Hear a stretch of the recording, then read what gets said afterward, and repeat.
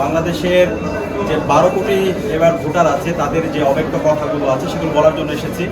4 কোটি যে তরুণ ভোটার আছে তাদের কথাগুলো আমরা বলার জন্য এসেছি।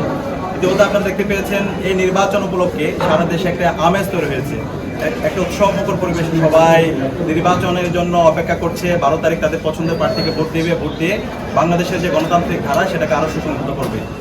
এই উৎসবকে নষ্ট করার জন্য বিভিন্ন পক্ষ এখানে অপপ্রয়াস শুরু করেছে। তার অংশ হিসাবে গতকালকে আমরা দেখতে পেয়েছি নির্বাচন কমিশন থেকে একটা প্রজ্ঞাপন দেওয়া হয়েছে, যে প্রজ্ঞাপনে বলা হয়েছে নির্বাচনের যে সেন্টারগুলো আছে 400 গজের মধ্যে কোনো ধরনের মোবাইল নিয়ে যাওয়া যাবে না। আমরা বলেছি এটা সম্পূর্ণ একটা অগণতান্ত্রিক সিদ্ধান্ত, অযৌক্তিক সিদ্ধান্ত এবং একটা স্বৈরতান্ত্রিক সিদ্ধান্ত। এই সিদ্ধান্তকে বাতিল করতে হবে নির্বাচন কমিশনকে বলেছি, এবং তারা বলেছে এই সিদ্ধান্তটাকে তারা সংশোধন করবে এবং নতুনভাবে তারা প্রজ্ঞাপন দেবে।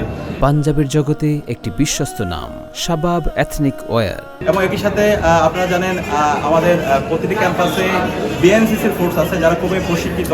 ছাত্র সংসদ নির্বাচন যখন হচ্ছিল তখন বিএনসিসির এই ফোর্সগুলো খুবই সুশৃঙ্খলভাবে নির্বাচন সম্পন্ন করার ক্ষেত্রে সহযোগিতা করেছে, এবং এই নির্বাচনে বিএনসিসি ফোর্স থাকার কথা ছিল, কিন্তু একটা দলের অভিযোগের ভিত্তিতে বিএনসিসি ফোর্স বাতিল করা হয়। তো আমরা মনে করি এই বিএনসিসি ফোর্সকে না রাখার ফলে নির্বাচনে সূক্ষ্ম কারচুপির কোনো ব্যবস্থা রাখছে কি না সেটা আমাদেরকে আশঙ্কিত করছে। সেখানে ছাত্র সমাজের পক্ষ থেকে আমরা বলেছি বিএনসিসিকে যেন এই নির্বাচন প্রক্রিয়ার মধ্যে অ্যাড করা হয়।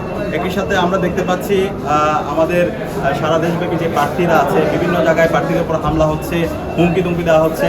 সকল প্রার্থী এবং রাজনৈতিক দলের যারা নেতাকর্মীরা আছে তাদের জন্য যেন লেভেল প্লেইং ফিল্ড এনশিওর করা হয় সে দাবি আমরা জানিয়েছি, এবং একই সাথে বলেছি আইন শৃঙ্খলা বাহিনী এবং প্রশাসন সম্পূর্ণ যেন নিরপেক্ষ থাকে, একটা অবাধ সুষ্ঠু এবং নিরপেক্ষ নির্বাচন আয়োজন করার জন্য তাদের যে প্রফেশনাল আচরণ সেই আচরণটা যেন তারা করে। তো আমাদেরকে নির্বাচন কমিশন সবগুলো বিষয়ে আশ্বস্ত করেছে, এবং আমরা একই সাথে সবাইকে অনুরোধ করব আপনারা 12ই ফেব্রুয়ারি নির্বাচনে দেওয়ার জন্য প্রত্যেকটা কেন্দ্রে যাবেন, উৎসব মুখর পরিবেশে ভোট দিবেন, পছন্দের প্রার্থীকে ভোট দিয়ে আপনারা সেলিব্রেট করবেন, উৎসব মুখর পরিবেশ।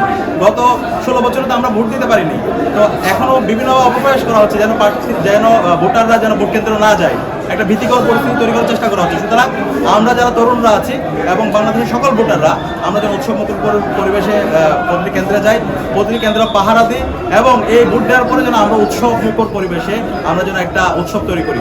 তো আশা করছি সব মিলে আমরা তরুণরা ঐক্যবদ্ধভাবে এই নির্বাচনটা সুন্দরভাবে যেন হয় সেজন্য আমরা আমাদের জায়গা থেকে দায়িত্বশীল আলোচনা করব।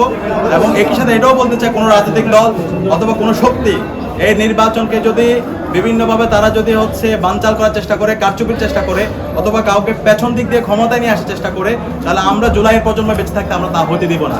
কে কি করতেছেন প্রত্যেকটা জিনিস আমাদের কাছে স্পষ্ট, আমরা প্রত্যেকটা জিনিস ডকুমেন্টেশন করছি।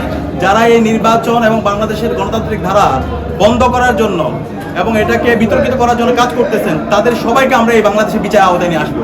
সুতরাং এই নির্বাচনের মাধ্যমে কোনো একক দল অথবা পরিবারের বিজয় হবে না, এই নির্বাচনের মাধ্যমে বাংলাদেশের 18 কোটি মানুষের বিজয় হবে। সুতরাং এই বিজয়ের পথে, এই গণতান্ত্রিক ধারার পথে কেউ যদি বাধা তৈরি করতে চান আমরা কাউকে ছাড় দিব না।